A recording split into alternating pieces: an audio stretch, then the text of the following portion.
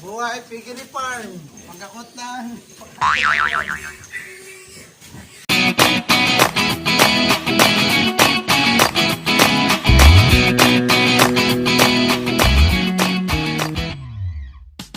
Hello guys! Welcome to my channel!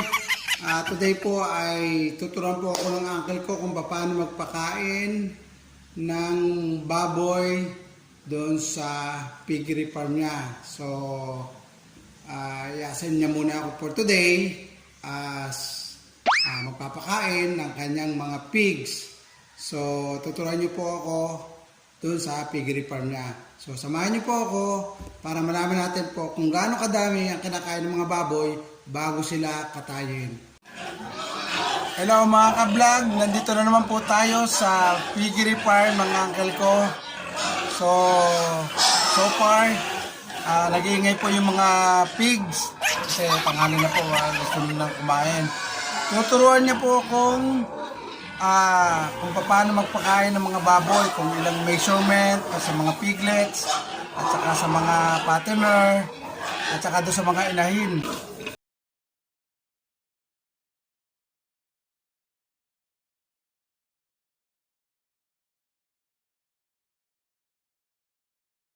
Titingnan po natin yung mga piglets na winalay niya. So kumakain na po sila ng mga feeds.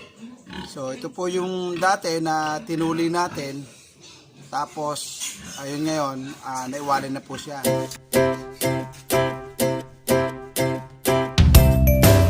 Hello! Ayan, ito na po sila. Oh. Naiwalay na. Gagara po ng akal ko ng mga leaves. Malunggay leaves para iwas pagkatae. Ayan o. Nakain po sila o. Nakain po sila o. Bibigyan na po namin ng ano. Ito muna yung may anak. 1 and 1/4 daw po o. Milk maker. Ano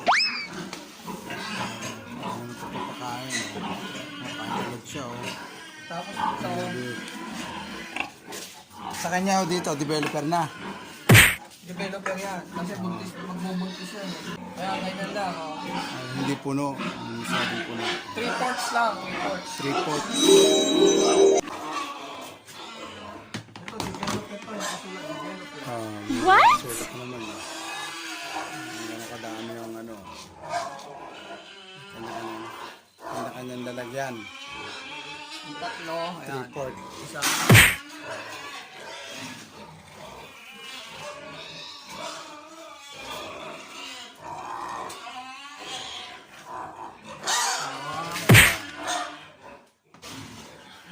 Kinakain ngayon.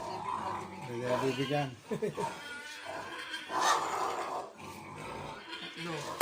Hello. Dagdagan po namin ng konti po kasi kulang po kanina. Yan, dito po naman tayo sa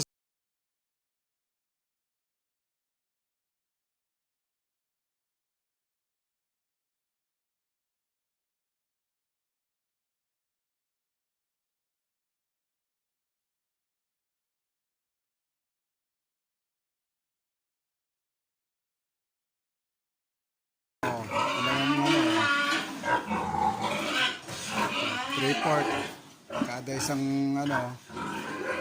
Ito po lahat ay mabubuntis na to, inahin. Ilang days na po siyang nasulpitan na. Bibigyan mo ito, sinasalubong ito ang pagkain. Kaya Matapon. pepek mo muna. Pinay ko rito, sabay sa kilo. Ayun. Kasi pag sinalubong niya, tapon ang pagkain. Matapon. Hindi matapon, no? Tubig. Wala naman may itong tubig. Kasi hindi titigil yan, nagdibig yan. Ayun. Sinasalubong nila pagkain, kaya chechempohan mo. Chechempohan. Tapon ang pagkain. Ayun. May style pa palang pagbibigay para hindi masayang. Nagalit eh. Bibigyan ka rin. Yun. na agad siya. Hindi Oh. na kaiyak yan.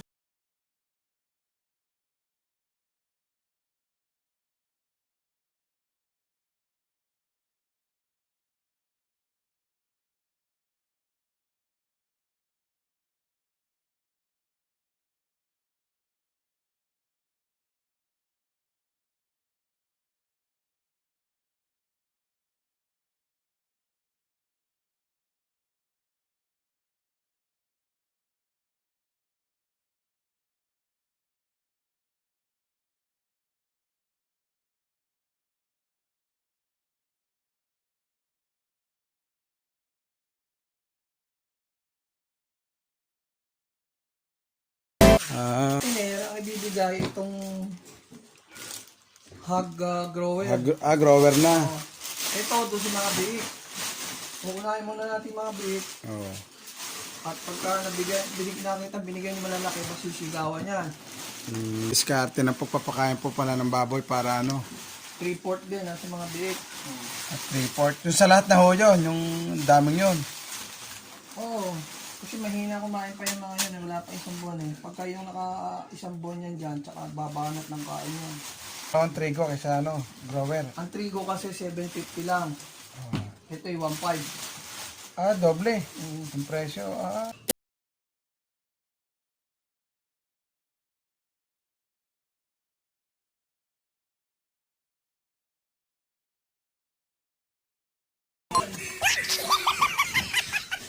Pagkakakot lang ng pakain dito para kami nag-wait.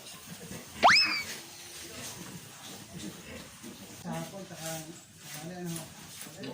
Yun lang, yung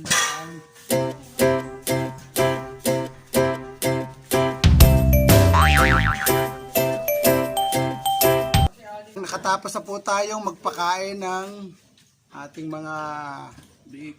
big at saka patiner at saka yung mga inahin na ilan ho yung sinumpit mo?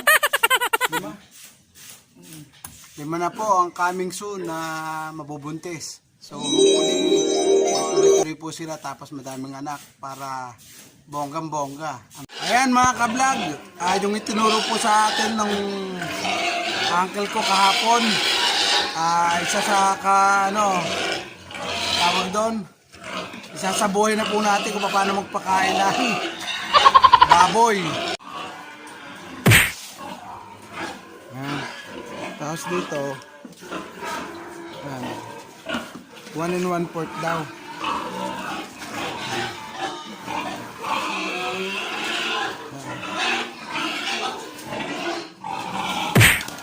Mamayang hapon pa kayo. Ayan. Ayan, dito muna raw nang papasok ka raw ganun eh. Papasok daw tapos doon ibububo. Ganun daw eh. Hawakan mo to, akong ano.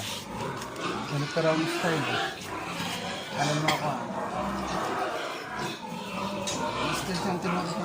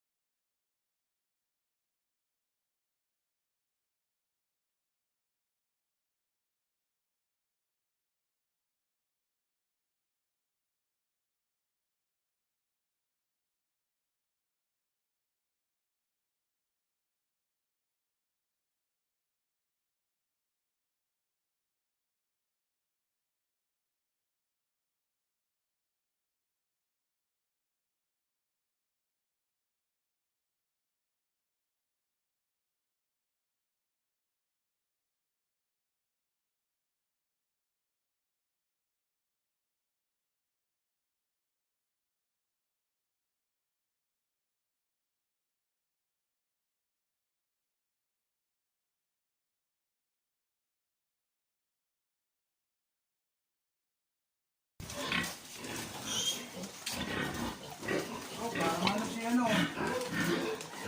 Parang may ano na. Hoy!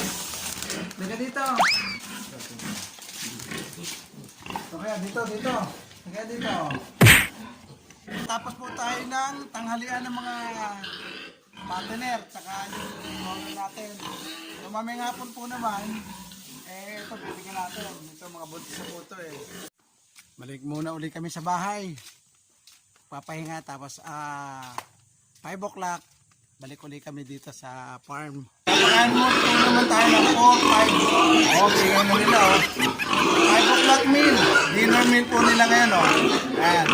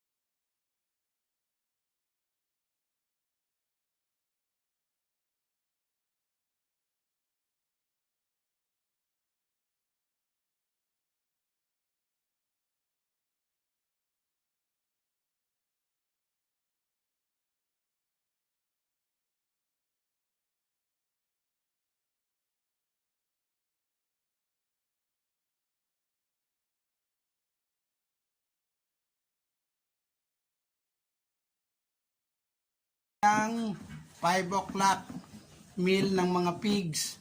So nakakapagod pala. So ayan tahimik na sila